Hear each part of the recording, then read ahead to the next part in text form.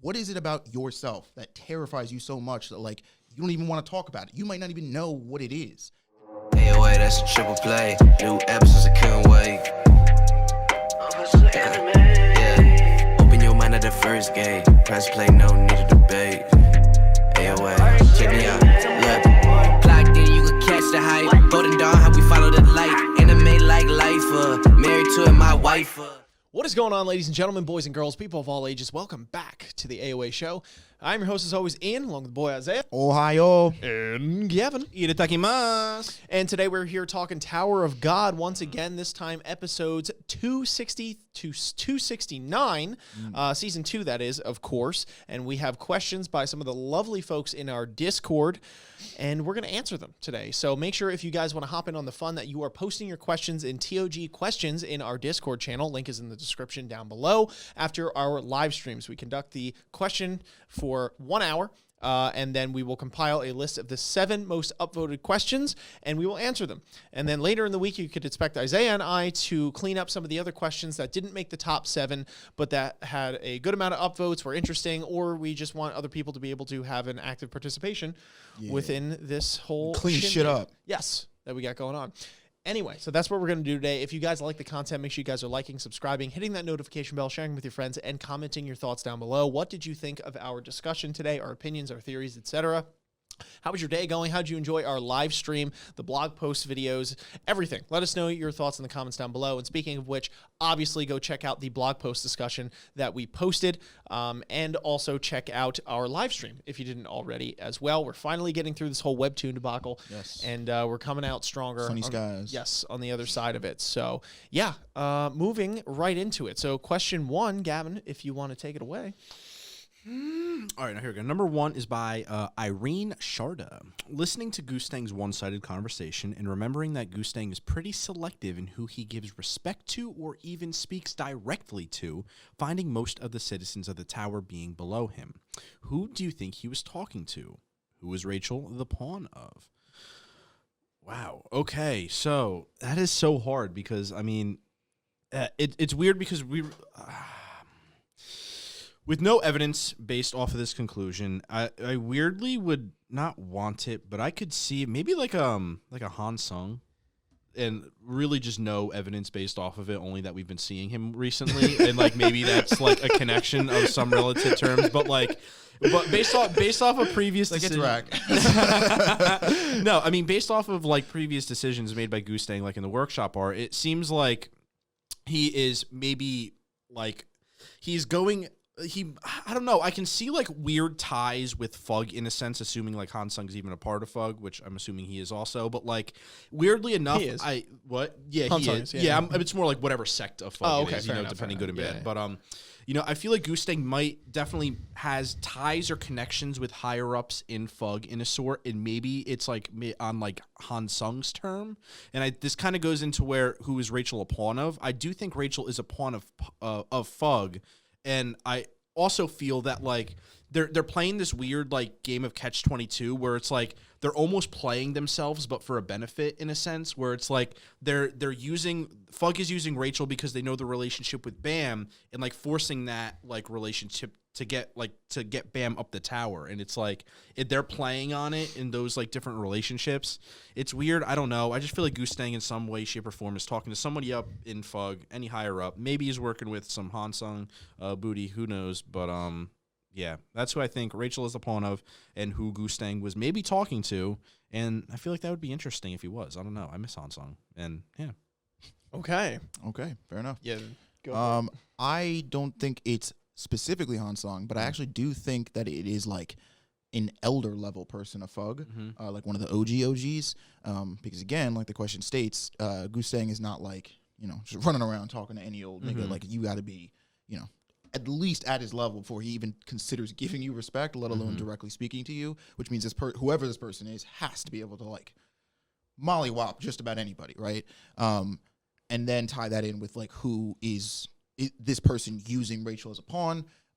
Yeah, I definitely think that like it's some sect of Fug, because maybe they have it caught in their head. Like maybe this one sect of Fug has it caught in their head that like Rachel can get you know, or rather like can accomplish Arlene's dream more than Baam. And so like in a weird way, there's like a group of elders, or maybe even like it's just like a handful or like two, like are pitting Baam and Rachel against each other to see like who's the true child of Arlene, right? Like, or who has the right to her legacy, so to speak. So maybe this is, you know, the one that's on Rachel's side, you know, the one that's using Rachel. I don't know. That's all I got, to be honest. Yeah, I don't know. Not too much to add there. I do believe, though, that this person, at least my theory, is rather than using Rachel as okay, who's more worthy, Rachel or Baam, I do think that being that they refer to her as a pawn, I think, if anything, she is used to lead Baam along up the tower to maybe test him, do something of that like nature. Like they're not like, Rachel, you're going to be our next successor. Yeah, but they're like, Rachel, like we're going to use you to help Baam. Sure, yeah. Okay, She might think that she's going to be this big deal. Yeah. But I think that it's interesting because when we had this discussion 2 weeks ago or whatever, and we were discussing, does Rachel, you know, get a power up and all that kind of stuff, you know, I guess it's like this is added insurance by them to be like, okay, we need Rachel to keep climbing. They're literally pushing her along. So it's like, you know, we need to give her X thing in order to push her along because we need her to keep doing what she's supposed to do. Right, so really her fun stops when they cut it type thing, unless she somehow awakens some like ridiculous thing that she's able to use on her own. But I don't know, Gavin, looks like you're chomping at the bit It's here. weird because like the thoughts I've always had is I feel like her as a character has always been dynamic in that her original purpose might have been, you know, when she pushed Baam off initially, and that was like to really separate and maybe put Baam in a dark place to where Fug can utilize it and like curtail his emotions and to do whatever, like bend him to his whim. But Baam was so steadfast in, you know, then getting to Rachel after that, and obviously Fug, being a part of his training, knows this is Baam intentions. So with that, they know where Rachel's existence is, still in the tower, you know, trying to climb the tower. So they were then able, like, although that maybe wasn't her original purpose, seeing Bam's, you know, personality after what had happened, they realized, oh, we can still utilize Rachel in this nature. And because Baam is working on his own intuition, in a sense, they have to figure out a way to keep on pushing him along and doing Fug's deeds. Who better else is it to get the one person that Baam is still following after and, you know, really is like the thorn in the back of his side. So that's why I really like, and I hope that's kind of the fluid shift that they made. And yeah, it'd be interesting, but that's how I always feel it's been with her, and I guess we'll see. Yeah. To answer the question, though, I could definitely see somebody from Fug, like an elder, someone on that level. Hansung at first, I was like, well, that's ridiculous. But, like, literally it could be. You know, I mean, I don't know. I doubt it. But, yeah, I think somebody in Fug and or someone that's 10 Great Family level that maybe is in cahoots with him. What if one of the elders of Fug is like, a 10 Great Family member? Yeah, or like, leader? you know what I mean? Like secret, like double agent, you know? He's like in the 10 Great Families, but it's like, I'm really Fug, nigga. Like, you know? Like, but they don't know. Pops up behind John. Yeah. Because because I feel like Hansung, Hao-Ryun, and Jin-sung are like Fug, but they're like the next generation of Fug, you know? Like there's the elders and then whoever, and then there's them, where they're like, yeah, we want what Fug wants, but like not the way the elders want to do it. Like they're a little bit too, you know, traditional or whatever you want to call it. Like you know, we're going to do, you know, the things our way, or we're going to get this done how we want on our watch. Plus we have Baam. So, you know, but I guess that's why I think it's like, it's got to be an elder. Cause I don't think Jin-sung, and, you know, Hansung and like, I honestly don't think they would align with Gustang. I think he's a little too much of a shady character, even for them to be like, I don't know that like you'd be working with us much as you were just trying to like get one up on us. It's heat on. He's talking to heat on. Confirmed. Confirmed. Heat on his jihad. All right. Heat on his jihad. All right. Anyway, moving on to the next question by the Fire Potato. Thank you, Fire Potato. Says, who do you think Wangnan's mom was? What did she mean by the seed of the king? And what do you think about how Wangnan and Karaka are related? Are they actually biologically related, situationally? That was 5 questions in one, actually, and not a question. So we'll give it to you this time, Fire Potato, but don't push your luck. No, I'm just playing. No, who do you think Wangnan's mom was? I don't know. Jihad's wife. Some chick Jihad was doing the dirty with, I guess. Like some Zeus level thing where he just got bored and, you know, he's like, I don't know, my blood kills people and stuff, but like I'm kind of getting bored and lonely up here, and Arlene denied my ass, multiple times, so I'm gonna go just wreak havoc on these women. TOG Tinder. Something. And she just swiped left or right, whatever. Yeah, I don't know. There could be some weird scenario where I know it's funny, but I did say, I'm like, hey, his mom looks like Viole.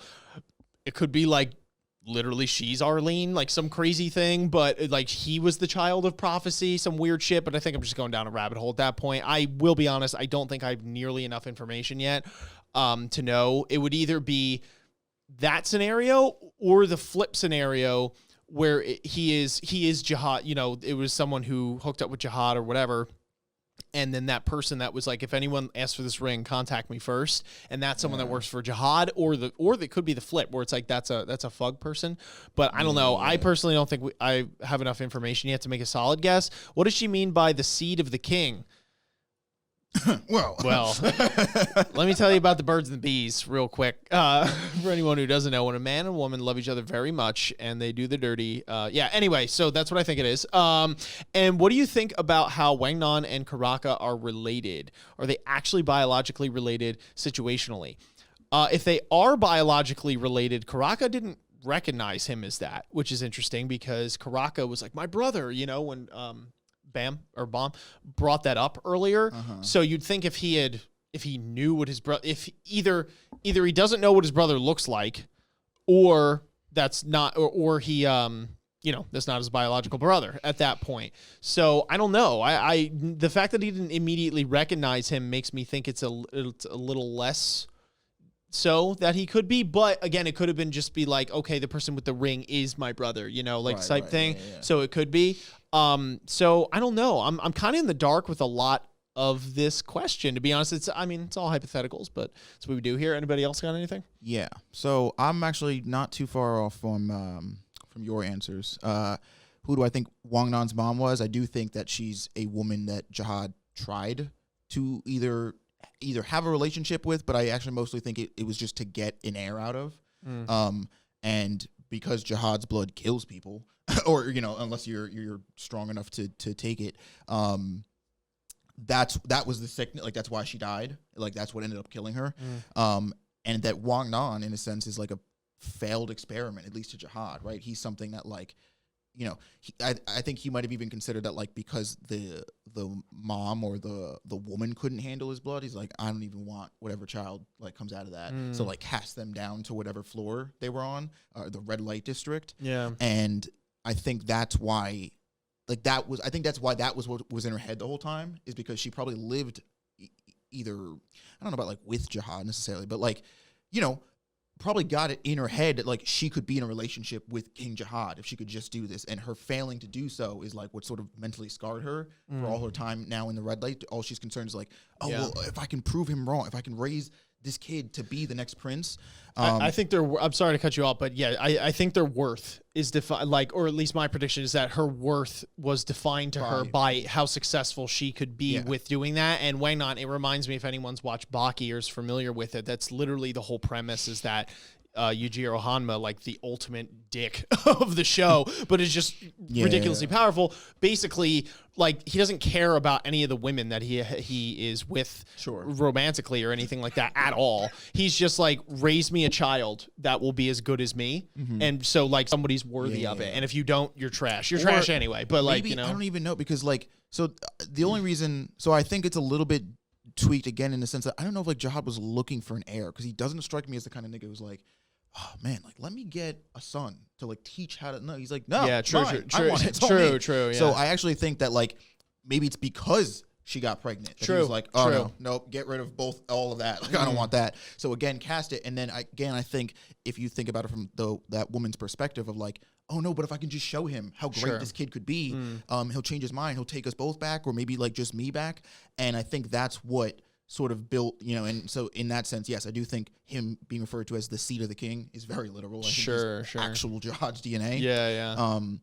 What do you think about Wangnan and Karaka being related? I do think that they are not biologically related, because I think this was not the first time that Jihad tried to scratch his itch, so to speak. And I think that Karaka and Wangnan are both examples of that, but those rings, again, are proof that, like, they have legitimate claim to the throne of being the king. So, like, Karaka saying, "Oh, my brother's alive," because he knows that there's another ring. Again, he doesn't know what this person looks like, but he was told that there's only one other person that has a ring. That person, like, so I think brother is like a situational thing. It's not like we're actually related, but it's like, you're my brother. You are a kin of the king, and you have, we're, I don't know, about around the same age. I don't know how fucking old anybody is, but like, we're around the same level of existence, whatever you want to call it, and we both have the same amount of claim to the throne. Sure. So I think it's a brother, as almost like a rival thing. Sure. It's like a challenger. It could be it. So yeah. Gem, what do you think? Yeah, no, I actually share a lot of those thoughts. The only thing I have to add mostly would be, I guess, a thought on the seat of the king. And I'm trying to think, because, like, obviously you can take it in the literal sense where it's, the seat of the king. But I'm trying to, like, really sit here and think of, like, other hidden potential meanings that it could have of sorts, or, anything under the sun in that matter. And the only thing that I can really think of, which kind of plays to his character, is, like, taking the word seed in a literal sense, where, it's a speck or what have you, that really is nothing until it is put under all the right conditions to where it could flourish into something. And I could see that in Wangnan's character. And I think it's more like symbolic in that sense, where, like, he is the literal seed, and you see it with the caretaker was like, oh, I wasn't able to, raise a king. I wasn't able to grow the seed. And, he was never able to be put under the conditions to where there's maybe an inner power within him that was able to flourish, because right now he really doesn't have anything special, by any stretch of the term, apparent to him in terms of power. So maybe there's something that he needs, that either jihad or something, there is something that he physically needs to attain, whether it's like an injection through the body or this like metaphysical being or whatever, that once it, meets a certain condition that is able to fuse with him of some sorts, that is what is able to get the gears turning in terms of bringing out his dormant power. So I guess I'm thinking it more in like that like realm, whereas like he's the literal seed, and until he's like put in the dirt and given water, he is not going to be able to physically grow. And I'm wondering what circumstances are going to need to be led to that point until he does.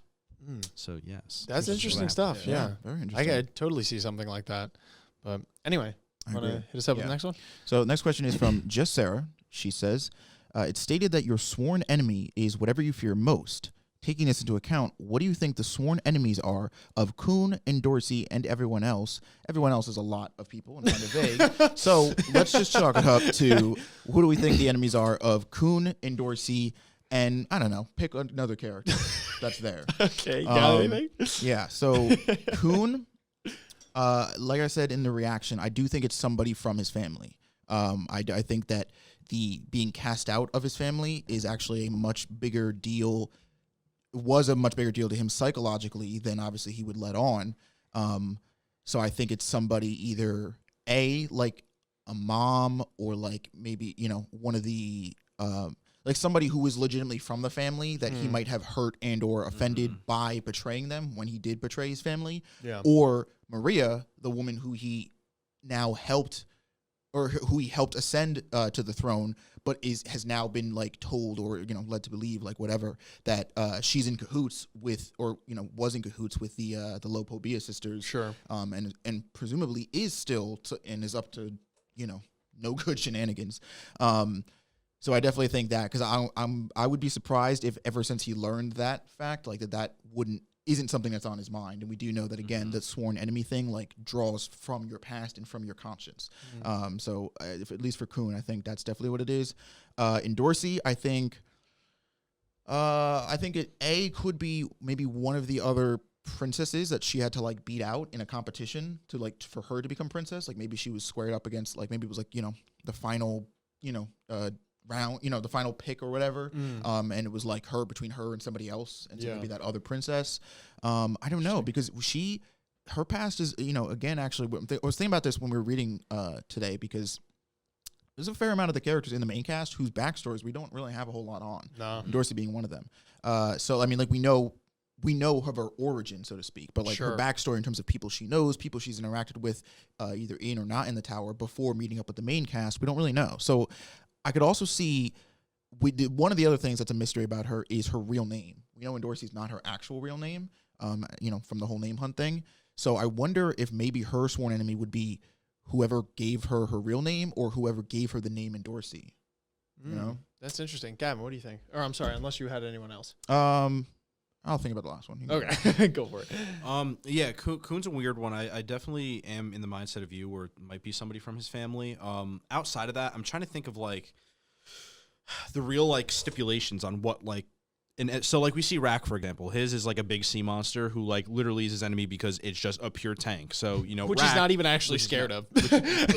Exactly. But, like, you know, it's like the direct counter to Rack. You know, he's very aggressive. I'm just going to go stab it. And, you know, you give him a brick steel eel that just can't take any damage. And, you know, that's just, like, a natural enemy. So, and then you see Baam, who's, like, another, like, physical representation of himself in the past. And it's like you get that more emotional versus, like, a physical enemy. So I'm trying to think of something like Kuhn, where an emotional enemy would probably be more of, like, something that he would fear the most, because I feel like Kuhn's just mental stability in general can be very rickety depending on the situation that happens. I don't think it would be something as physical as, say, like another like masterful tactician, to where no matter what Kuhn could devise, he's just always going to be able to be countered. And it might be like that in a sense, but through a family member. But I feel like it might not be something as physical in terms of just a mental like hurdle. In a weird way, I can see almost Endorsi in the same footprint as like Iraq, you know, because it's like that personality is just very like, I'm out there, I'm going to go for it. Like, does she need that personality barrier? You know, is that something that she really fears a lot? And it's hard because she is a very strong person. And, you know, there are definitely times where she's thrown off her A game if she's not mentally there. But I'm just wondering what SIU would take over, like what would take precedent? Like, is he worried? Is he worried as much as her mental development in terms of, you know, finding an enemy that would then help her learn from and move forward to? Or is it more something physical that Endorsi needs to, you know, come into contact with to really put her into place and teach her the lesson to, hey, you're not, you know, you're not hot shit. You're going to reach people who are better than you, and you need to know that and stop putting people in danger, which is also a problem that we've seen in the past that she's unable to really overcome. So both of those situations I can see in terms of like being, you know, being a sworn enemy. And I think it might go like Kuhn similar to Baam, you know, more mental route, where Endorsi might be like a more physical, like I'm a put you in place sort of route. Yeah. Who these people are, I don't know, but yeah, interesting. I guess that's my interesting thoughts. Yeah. So I have a third angle of attack on this one, because I don't necessarily know what the physical manifestation of whatever these things would be. I do think that Kuhn, again, I don't know why, it's also in my head, I have a feeling it's somebody from his family. I think it's because, like, to be honest, those are the only people that really affected Kuhn before meeting Baam. It's like, he wouldn't be thinking about anybody else, really. Weirdly. Exactly. But attacking this from a slightly different angle, I think that what's interesting to me will be the fact that I feel like the fear is also correlated to some of these characters' biggest character flaws. And that those are the things that they'll really have to come to terms with. And Baam would be a fantastic example of that, with Viole being that thorn in his side and being that thing that he wants to discard, right? So the fear might not necessarily, which, you know, we've hit on, but I think that Kuhn, one of his biggest things has been trust issues, right? The fact that he, at least from, you know, season 1, and maybe I'm thinking way too far back here, but he's apparently had a weakness when it comes to being indecisive in those moments, because he can't trust anyone but his own intuition, right? So coming to grips with that, right, opening up in a sense to anyone and letting them in, right, would be something. Now, you could argue that he's kind of done that with Baam. So fair enough there. Maybe that's not exactly what it is, but I would assume it has something to do with that in some way, shape, or form. Some manifestation of a character that's basically really pulling his bad character flaws out and showing them to him face value. And I guess that's the one to me that pops up. And I guess the other thing would be maybe his search for meaning in some way, shape, or form, like that what he does, that he might not be able to find some sort of meaning afterwards due to the conversation he had with Evan. But I am just pulling at straws there. But anyway, and then Endorsi, I actually think her thing, so at first I was going to say is that she needs to come to terms with humility. But I actually think throughout the confines of the story so far, she actually has got a bit of humble pie with the introduction of Yuri and Baam straight up ignoring her a lot of times. When she's trying to show and open up to him, which was something that she struggled with early in the show, in the story. So I actually think Endorsi's big thing now, and again, pulling at straws here, I think she has a fear of not being loved, actually. I think that she longs for somebody to care about her and maybe, I don't want to say maybe baby her is the wrong term, but like actually care for her in that overwhelming love sense, right? I feel like she longs for that in the sense that in her past, the little bit that we do get from it, she has to kill off the people that she was, with in this testing area. Her family clearly is using her in the sense to elevate their status through making her a princess because let's be honest, she didn't get to eat if she didn't get to, if she didn't kill those other people or do better than them, right? So I don't think that her family, unfortunately, has a great care for Endorsi as a person. I feel like a lot of love was withheld from her.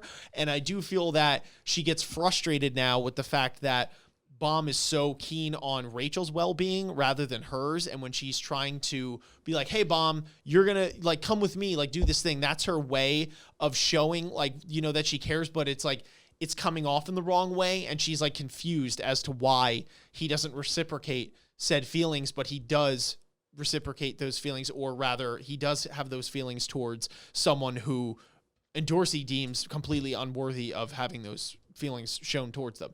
So that's my 2 cents on Endorsi, and I don't know what that manifests itself as. Oh, okay. Well, is that what your question was? I was gonna say, I think it is. Yeah, like, I don't know. I don't know if it is some version of Baam, weirdly enough, right? Because they because like for the reasons I've stated, she clearly likes Baam in that sense. So like the Baam and rejecting her in some weird sense, I do feel like it would be a little weird to have 3 Baams running around between Viole, Baam, and then another Everybody's Baam. worst enemy is Baam. Yeah. So I doubt. What it. if the other weird twist was Coon's worst enemy was Baam not working with Coon and also not loving Coon, and it's like a million Everybody little just Baams wants just Baam's love. So I doubt it's Baam for that reason specifically, is that we have too many Baams running around. Although I could see that as a potential.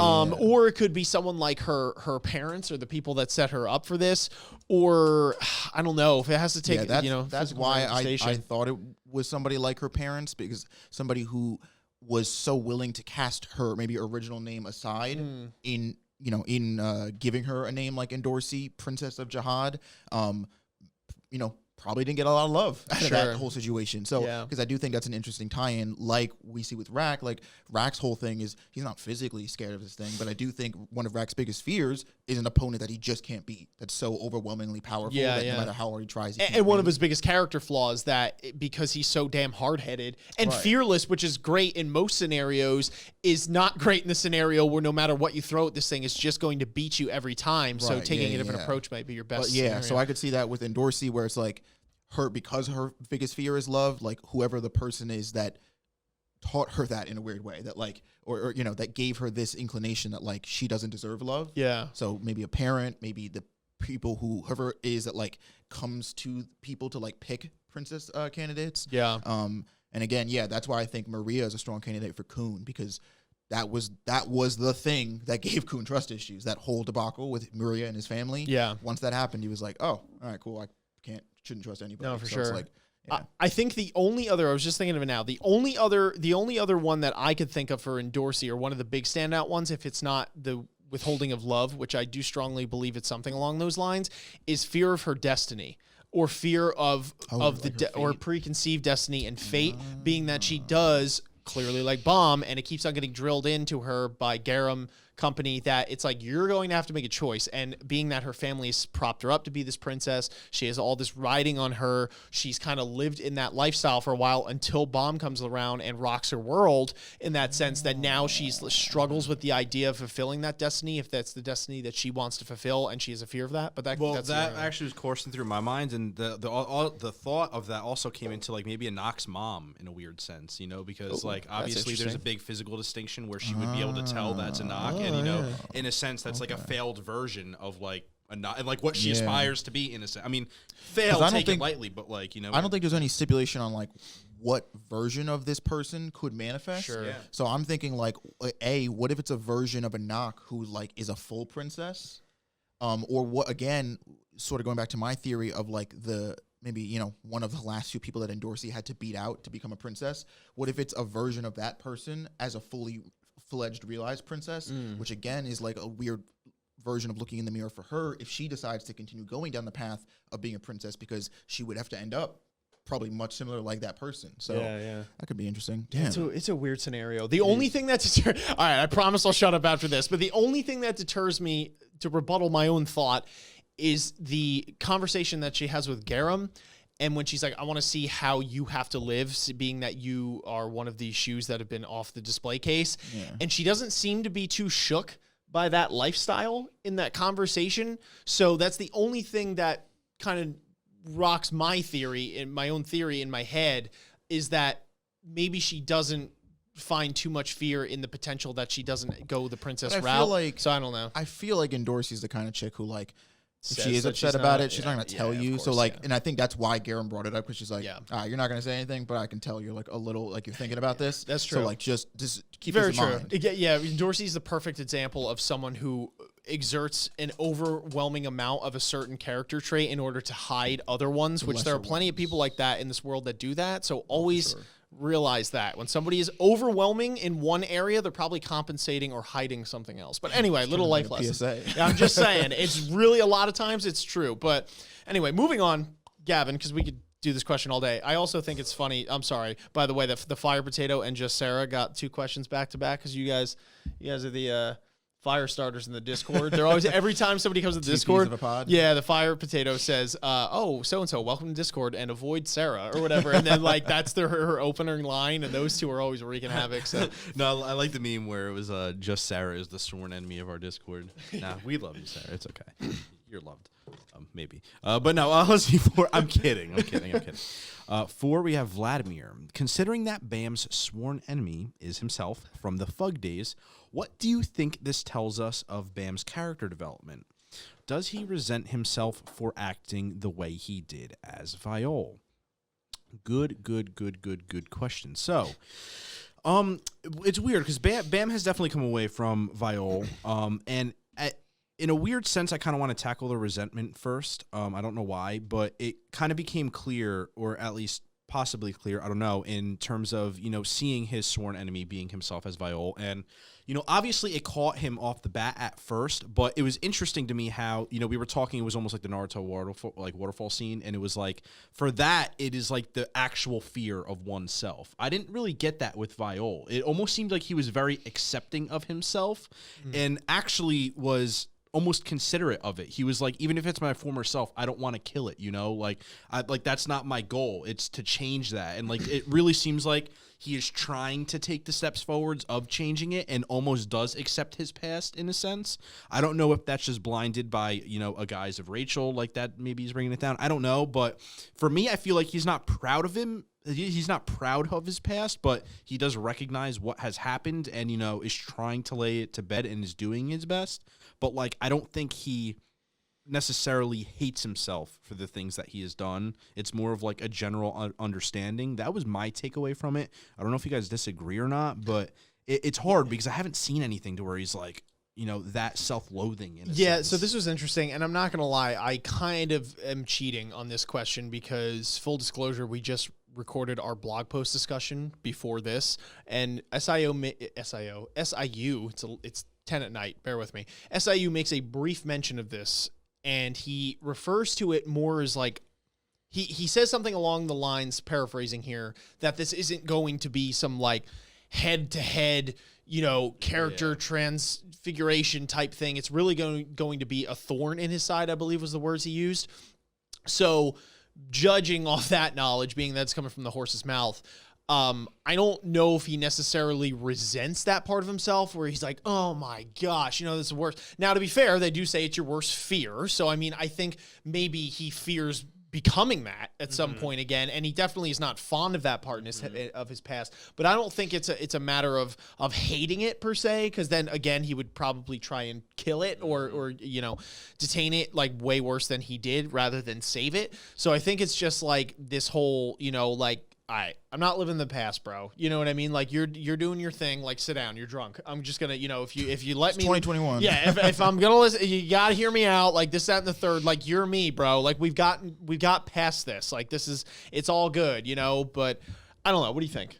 I actually do think that it is more along the lines of what the question is saying, where it's like I do think there's a part of Baam that does resent his time as Viole and resents that part of his life, because I think, there's a lot of scenes that I remember from the early season 2 of him as Viole that were like just so sad, because there were moments where he was like, yeah, if this has to be my life forever, like, so be it. I'm done being happy. And it was like, like, it was like that kind of shit where like he was literally thinking about having to cast away his feelings forever if it meant being Viole.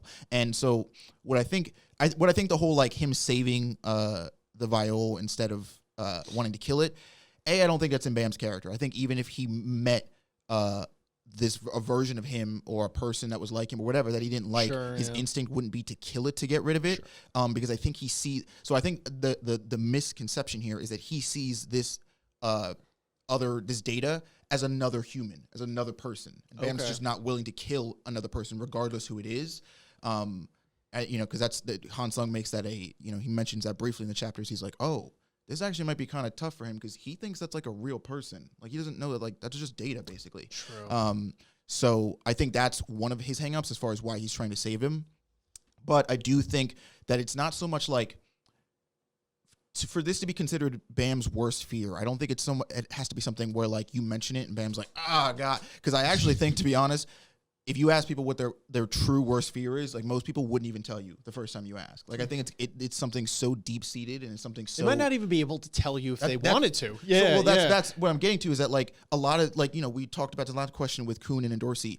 People's like deepest fear is probably something that like they have not even come to terms with themselves. I don't even think Baam has had a real moment, and I think this is reflected in the Name Hunt arc where he has to like become Viole again, even for a brief moment.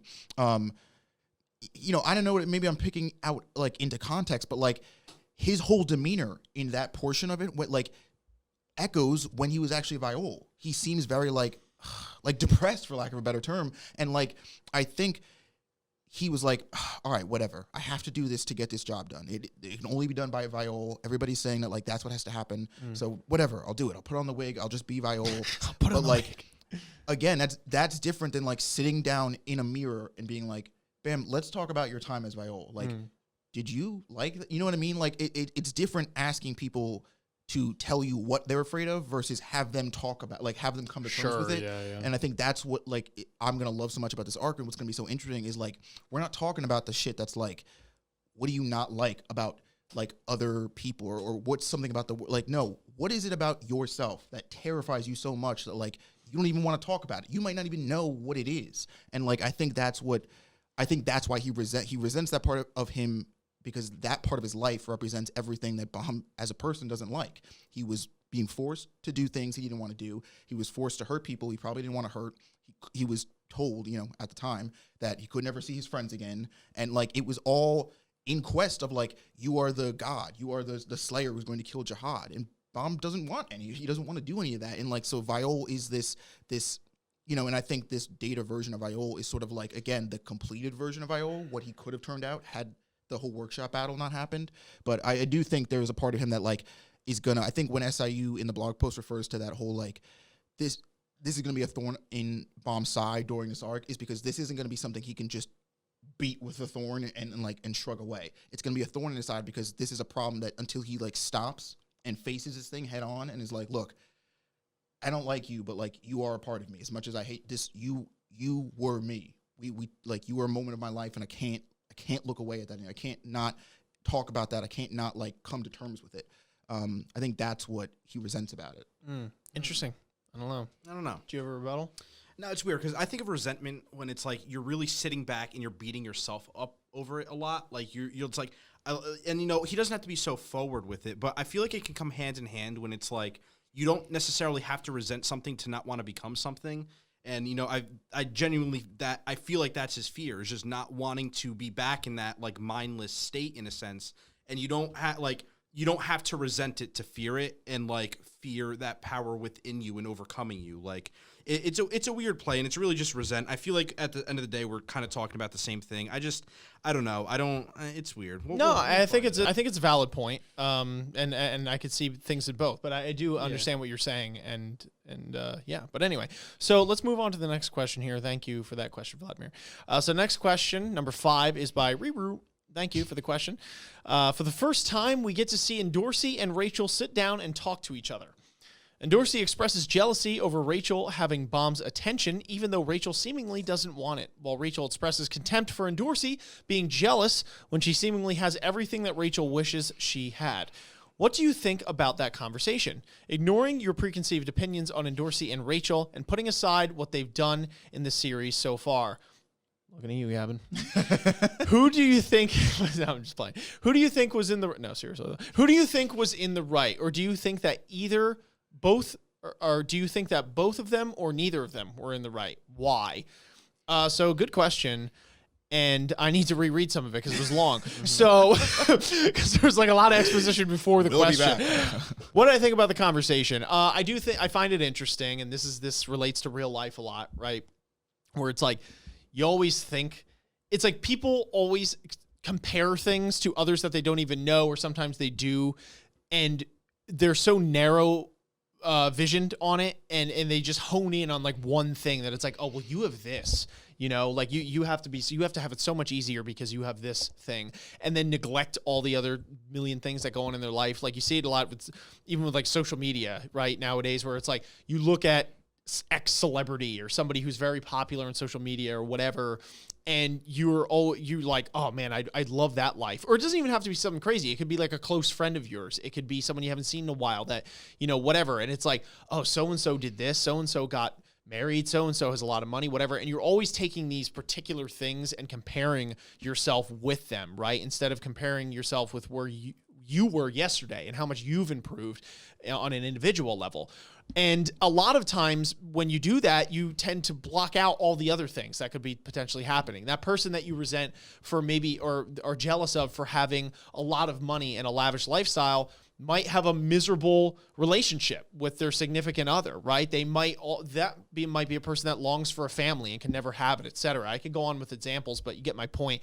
And I do think that Endorsi and Rachel are interesting in that scenario because they kind of do that, right? And Endorsi focuses on all the things that Rachel has that she doesn't, putting aside all of the things that she has, right? She doesn't even think of that, while Rachel is like, wait a minute, you know, and does kind of the same thing in a weird sense, where she's like, what are you talking about? Like, I have all these things. You have this, that, and the third, and I don't have that. So like, why are you coming at me, right? So I do find that interesting, and I don't know if there's anyone necessarily in the wrong, right? The things that they purvey in the conversation, you know, aren't wrong per se. It's like, well, Endorsi, you have power, you have beauty, you have all this stuff. That's not wrong. Rachel, you have Baam's attention. That's not wrong. But maybe they're going about it is in a wrong way, right? The way that they approach it based off the examples I just gave, and that they both fall victim to that, especially Endorsi in this scenario, might be the wrong way of looking at it. So, you know, trying to focus on the things that you have and what are good is a good starting point. But I really thoroughly enjoyed the conversation. My preconceived notions about them aside, you know, like I said, you know, who's in the right or in the wrong, I don't really know in terms of that. But, or do you think that both of them are right or wrong? Why? Yeah. Those are my thoughts. I guess I just answered the question. I thought there was more to it. I apologize. Anyway, what do you think? I love this scene actually. Like from my biased opinion and not from my biased opinion, was one of the highlights I think of the set of chapters we read. And I think jealousy is a very common, a very human emotion to grapple with. I mean, it usually stems from some feeling of inadequacy of something you're not getting or really long for.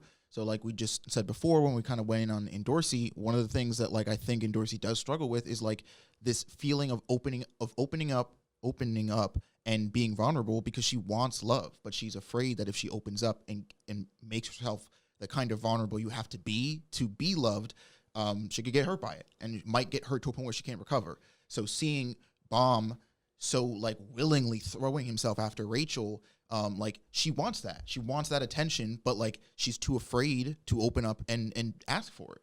And so again, seeing like, you know, that's where that jealousy, you know, stemming from that inadequacy, she wants love. Whereas on the other hand, Rachel, a girl who's pretty much only obsessed with power, would of course be jealous of a princess of Jihad because they are the pinnacle, at least compared to Jihad himself, of power in the tower. She is incredibly beautiful. She's incredibly strong.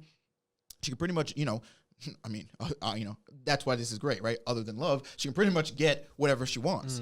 And so it's a very normal thing, to be honest. Like that's what like I think is so cool about the conversation, is that like it's not something that you wouldn't find in any other story, which is like, again, what's great about it. It really humanizes these characters.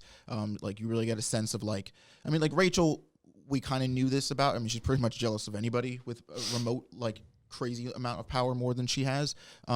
But again, we also have kind of known this about Endorsi, right? Anybody that really spends a lot of time with Baam or can get his attention over her, you know, we see her take these jabs at them or whatever. But like, again, like, you know, you break this down on the human level, like we know why, right? And it comes out in this scene. She wants that attention. She wants to feel loved.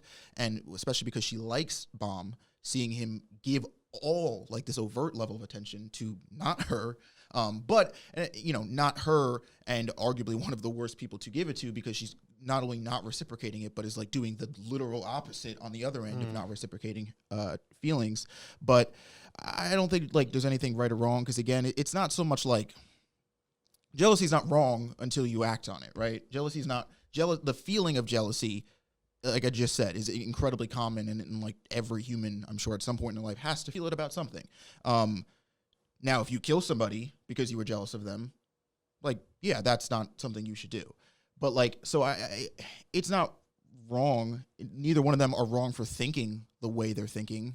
But like, I guess it's a matter of like how much each of them is willing to give up or sacrifice to get that thing. Because the other thing with jealousy is like, it's all perspective, right? The idea of like the grass is greener on the other side, of like, well, sure, Rachel wants power because she, in Rachel's life, in her world, she's weak, right? So her getting power would be the literal one, like, you know, boost that she needs.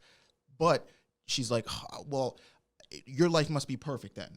It's like, but we know Endorsi's life isn't perfect. She had to literally claw tooth and nail to get to where she is. And from it, she has such a fractured psyche and a broken idea and definition of what it means to like bond and connect with people, that, you know, it's going to take a lot for her to recover and properly heal and learn to like adapt. So it's like, you know, yeah, you might want to be in Endorsi's position because of her power, but like, you don't get to just pick and choose those things, right? You can't just like, oh, I want Endorsi's power, but I don't want her trauma or her struggle, right? So it's like, you know, it's easy to, I guess in a feigning sense, be jealous of somebody's one, like you said, you hone in on that one particular trait. But Endorsi is not just her incredible power as a princess. She has all her traumas and struggles from her childhood and growing up. She has all the, you know, quirky things that make up her personality. Like, she's much more than just the one thing, and so is Rachel. So like, to hone in on the one aspect, you know, flipping it again for Endorsi, like, you have Baam's attention. Yeah, but like, that's it. She's got like Baam's attention and literally nothing else. She is, you know, climbing up this tower, air quotes, you know, tooth and nail every floor, but like, she doesn't have any friends. She doesn't have any allies. Endorsi has that. She had this whole, you know what I mean? So it's like, it's easy to, I think, for you to be like, oh, well, you know, again, thinking about it in the reign of jealousy, like, it's not wrong to think that, but like acting on it, because, you know, once you sort of like take a step back and like think about it, like through perspective or the other person's perspective, you know, I definitely don't think it's the productive way. I know, you know, wrong and not efficient, I guess, are two separate terms, but I do think that, you know, while I agree, you know, with what you were saying in the end result, the action is really, really what puts the nail in the coffin. They definitely, to agree with you, they definitely aren't going about it the right way. And like, I think their frame of mind, being that it's in a frame of jealousy to begin with, is definitely not the good starting point. That's not where you want your starting point to be. You could use that as a fuel to, like, you know what I mean? Like, want to change yourself and get better as a person. So like, if Rachel is figuring out that she has feelings of jealousy about Endorsi because of how strong she is, Like, do something about it. Turn Train, that into get stronger. inspiration. Yeah, You know what I mean? exactly. Like, oh, Endorsi's so powerful, and Yeah. this, like, okay, turn that into an Or inspiration. like if into, Endorsi's you know? jealous of Rachel because of her connection with Baam, like start talking to Baam more, start talking to other people more, learn to open up, learn to engage with people and create, Yeah. you know what I mean? And like, yeah, sure, you know, in some cases, like I just said, it's easier said than done. Endorsi doesn't have the best background with that stuff, but my Try. point, yeah, my point Yeah. is that like that jealousy is a fuel because it's like, if you don't try, you will always feel this feeling of jealousy. Sure. You know what I mean? So Yeah, that's my 2 cents. Any thoughts, Gavin?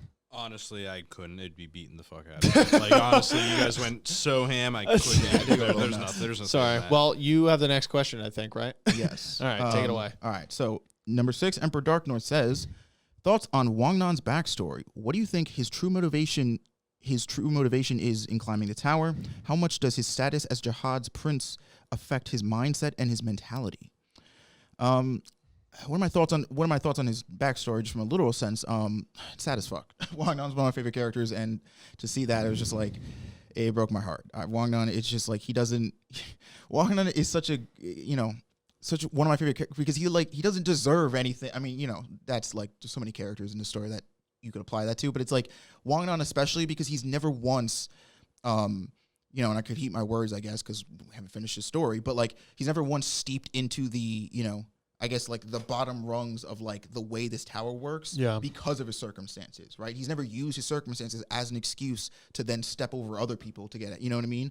And I think like that, you know, it just makes it all the more sadder that like somebody, you know, again, from our earlier question, I talked about who we think his mom is. It's just so sad that like that's how somebody viewed him while he was growing up and while they were raising him.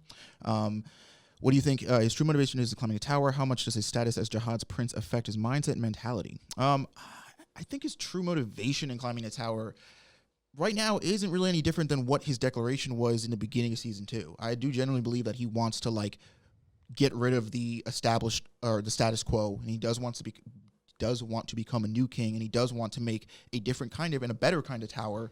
You know, one, in to quote his words, with a wider sky, one where people aren't so divided and subjugated by status and power and all this stuff, and one where like people can actually like all just sort of live peacefully.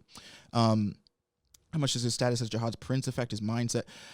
I think like, especially after the conversation with Rachel, it probably has affected his mindset a little bit because like one thing I think is very telling is that well, 2 things. One is the like sort of dream mental like scape thing that happened with him after the workshop battle, where when he was resting in bed, he has that vision of like going over to Viole and everybody or calling for them, and that thing comes out and it's like, oh, you can't have friends because you're, and like cuts the black. That moment and the moment that where he has this sort of, again, another like sort of hallucination style nightmare in the prison with all the people that like he's killed or he's let down indirectly or whatever, and then Naya like shows up, and so I think there is something that weighs on his mind that actually, coupled with the very like strong feelings of sort of like uselessness that he's felt lately about like not being able to do enough and not being able to maybe provide as a leader of Sweet and Sour. I do think it weighs on his mind a little bit where he's like, people expect more of me. Maybe like if I am this prince, like I need to be able to do more. So I think there is this like nagging thing in the back of his mind that like, you know, in a negative sense to some degree, that's pushing him to do what it is he's doing. But ultimately, you know, again, you know, speaking as somebody who hasn't, you know, story hasn't ended, still a long ways to go. But, you know, I'd like to say his mentality is still ultimately pretty untouched in that like he is not willing to cross lines that like, you know, he considers uncrossable, or isn't willing to go back on his word if it gets him up another floor, or if it gets him that extra ounce of power or what have you. You know, I do think at least now, you know, he might.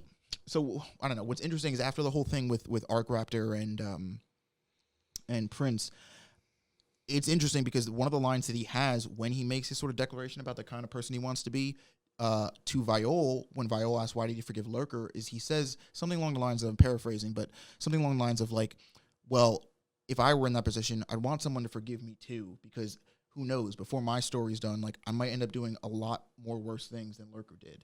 So part of me does think that there is a part of his mind that is also weighing on the fact that like, that is considering the idea that like, you know, all right, I won't step over this line, but like, can I get close to it? How close can I get to it? Like, is it not breaking it if I just bend it, or you know what I mean? Like considering this idea of like black and white is not the only way to operate up in this tower and in the world.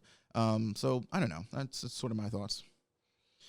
So for me, I feel that his true motivation in climbing the tower is actually finding his self-worth, and I feel like this stems back from Jihad and being the prince affecting his mindset, because I feel like from a very young age and losing his caretaker, that there's been a very big pressure on him in realizing that pretty much he had everything was a farce and, a facade, because he was believed to be this person that he doesn't even feel that he is himself, and that so many people has staked so much into him, and he doesn't feel that worth, and he needs to really figure it out, because quite literally he is losing people that he's close to around him.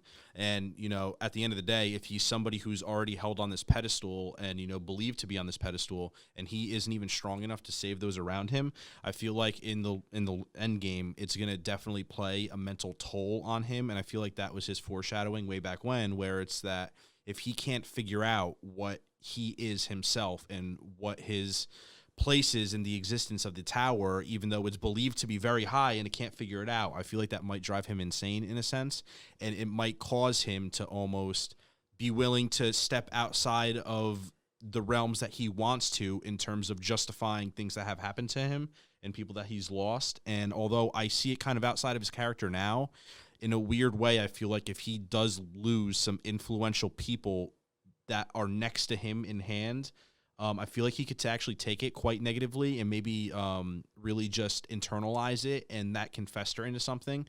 I don't think that's outside the realms of any individual person. I think if it really is something that hits home to an extent, it can really change you.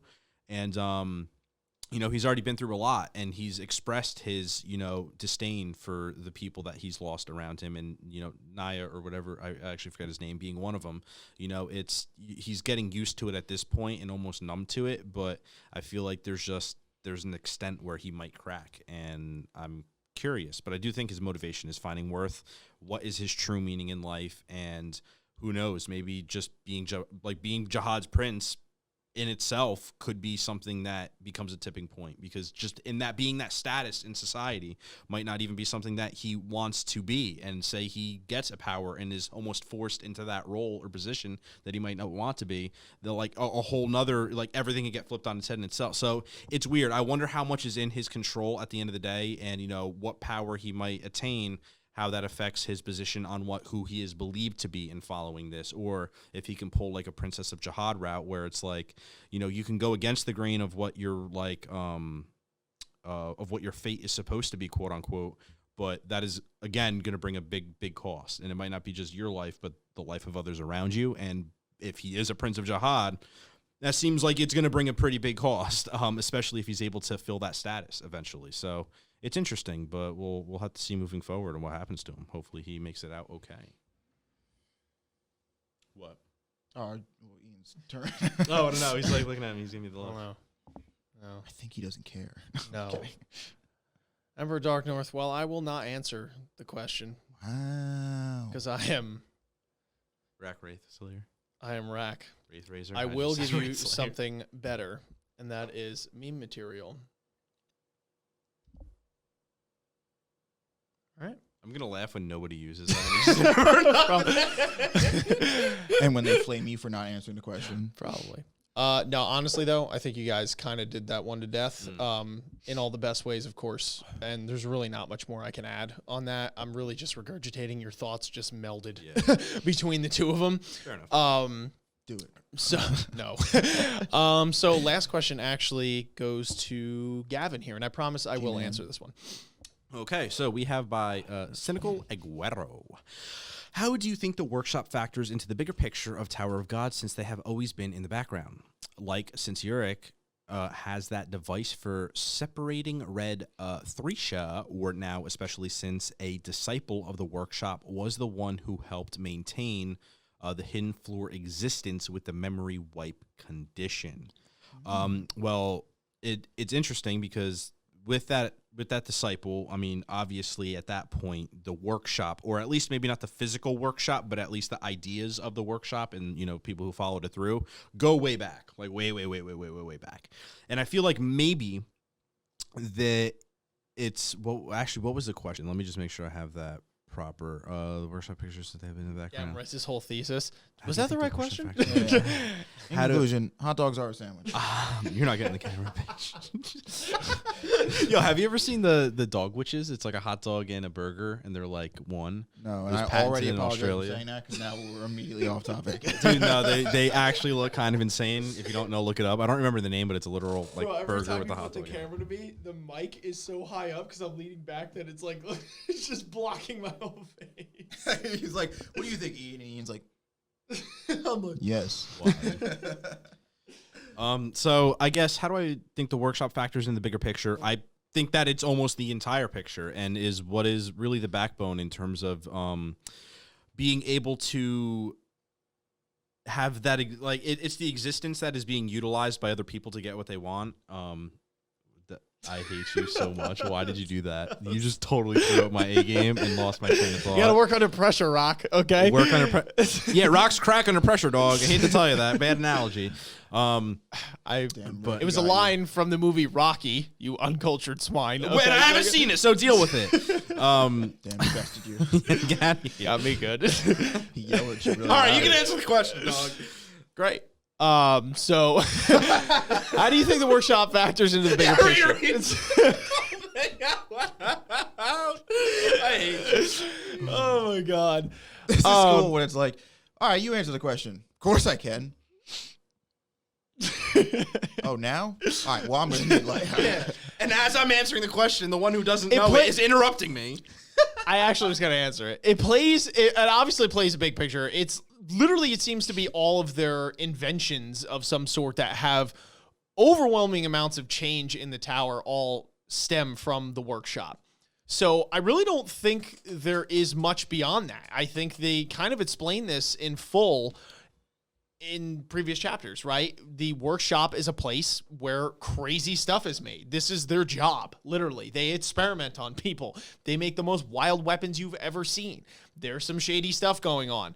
It's the military might, for what's going on. Not maybe I use that word out of context. It's the military genius, that goes behind some of the weapons that are made. But I genuinely do think, and this isn't even dodging the question, I really do think that is the main source, their main factor on the bigger picture of this story, and the only factor that could be a factor in the story, in my personal opinion. I think they're, like maybe somebody, if there's a coup stage, like, or whatever, they have their own things. They were talking about Emily, how it could change the tower, but that's what they do. They make weapons, and if they're going to make a weapon that's powerful enough to, introduce some sort of change, I don't know. That's my opinion. So yeah, I definitely agree that they're like obviously a huge factor. I think they're probably going to be as big of a factor as like spells are in this world going forward, in terms of like these are things, that will be able to give people opportunities that they otherwise might not have had. Sure. This, I say small, I guess that's relative, but a smaller instance is the whole Red Threesa thing where it's like, oh fuck, how do we get that out of Red Joe? Hell Joe, in order to beat him. And it's like, I got a thing. Stick at him and it shoots right out. And it's like, okay, cool. That got that problem here on the floor of death solved. But it's like, okay, now let's think bigger picture. How could workshop tools and whatnot be applied to the tower? Jihad is an immortal nigga. He just can't die by normal means. But the workshop tools are not normal means. So what if we could create a tool or a thing that could make Jihad, even if it's temporary, mortal again? It would give more people than just Baam a fighting chance. Because I actually personally think that this story, that is not finished, the way that it could wrap up is that, I've said this in previous discussions too, and I do believe it, that like it takes a village to kill a king. Like Baam is not going to be able to go in there and like solo Jihad. Like he's going to need help, and I genuinely don't think anybody else can like stand up to Jihad other than Baam, unless Jihad is brought down to the mortal level. So that would be cool, because then again, we're talking about big implications here. Like the workshop, one of the things I love about like the workshops is that they're the science. They're what science is to the real world, to the tower, right? Like they're the ways that the people in the tower have of messing with the natural flow of things, right? Oh, ignition weapons are supposed to be only on weapons? Just kidding. We're going to take a human being and turn them into an ignition weapon because we're the workshop. That's what we do. It's like the workshop has always been about even this, the whole idea with the hidden floor of like developing a system that like literally keeps the hidden floor's existence intact because it erases people's memories. Like, it wipes people's memories. Like that's the workshops have the ability, have the opportunity to literally, and like I think that's why Emily is so crazy, because Emily is like the best representation of the workshops. The workshops have the ability to literally uproot the way the tower naturally and organically functions. I think that the workshops are going to be one of the biggest factors in this story, because I think they're going to be with us all the way up till Endgame. They're going to be one of the things that do help us, and if not give us the winning tide, like in this battle with Jihad's empire. So I have a weird thing. I'm not a big fan of the whole, like, we're going to have the serum to make Jihad mortal again, because I'm actually really not either, but I was just using that like as a well, like, because like here, let's put it this way, it could happen and it's like, whatever. I'm not, it's not my first option, but I am just using it to reiterate like how useful I think workshops could be going forward. I agree. I actually think there was a shift in the workshop's purpose though. And obviously the disciple of the workshop was the one who helped the hidden floor's existence, which would, be helping Jihad. What? He's just like, it's late now, so he's just being like temperamental and mean. I'm not. Get out of here. But either way, so eat a Snickers. oh my God. So either way, the hidden floor, like obviously they were helping Jihad at one point, and it's interesting because now it looks like the workshop in general, at least a lot of the factors that are playing into it, seem to be against Jihad in terms of facilitating the Red Thorisha and again, Baam, everything that has happened. So it's interesting how there was a part in time where they were helping Jihad, and maybe there had to be something to do with the initial climb in terms of utilizing power or a mindset from the workshop to get higher in the tower. And then once Jihad, put the cork on that screw and was like, we ain't going anymore, underneath there were maybe people of the workshop who didn't want to stop and maybe resented Jihad in that sense. And that is when they started creating other beings like Beta and such, or other ideas that could possibly overthrow Jihad in that matter. So I do feel like it might be more in depth, the history of the workshop, and it wasn't always like, I feel like it was something facilitated, and then through bad blood, maybe now they're trying to get back on it and like trying to get revenge in a sense. So I feel like it would be interesting. I don't know. We'll find out. But yeah, it's just weird how they helped Jihad at one point, at least the disciple. Well, because I think like they really is kind of like the embodiment again, like of science and of invention and of like through building, creating, and like learning things, like we could easily surpass the limits of anything that people are supposed to be able to do in the tower. I actually think even if you take it that far, it's like an interesting parallel to the thematic thing of like fate versus fighting fate in the story, where it's like, oh, every regular is like, you're, as a regular, you're fated to do this, or this is what you're supposed to do. This is the life you're supposed to live. But it's like, you're not going to tell me that the life that Cass Snow and Hor-Yang have, or that Beta has, that wasn't supposed to happen to them, at least by the tower standards. It did because of the workshop's intervention. So I guess that's my point. Again, for better or worse, that all depends on who's involved and what they're trying to do. But the point is, like, the workshop existed, like you said, way back when helping Jihad as a way, maybe if nothing else, to give him a leg up or to give them, a different way or a new opportunity of doing something. But like now still exists because they're like, we're not just stopping with Jihad. Like we could like think a little, like think of the things we could do. I think there's this cool like invention, idea behind the workshops where it's like, let's just start building shit and see what happens. Yeah.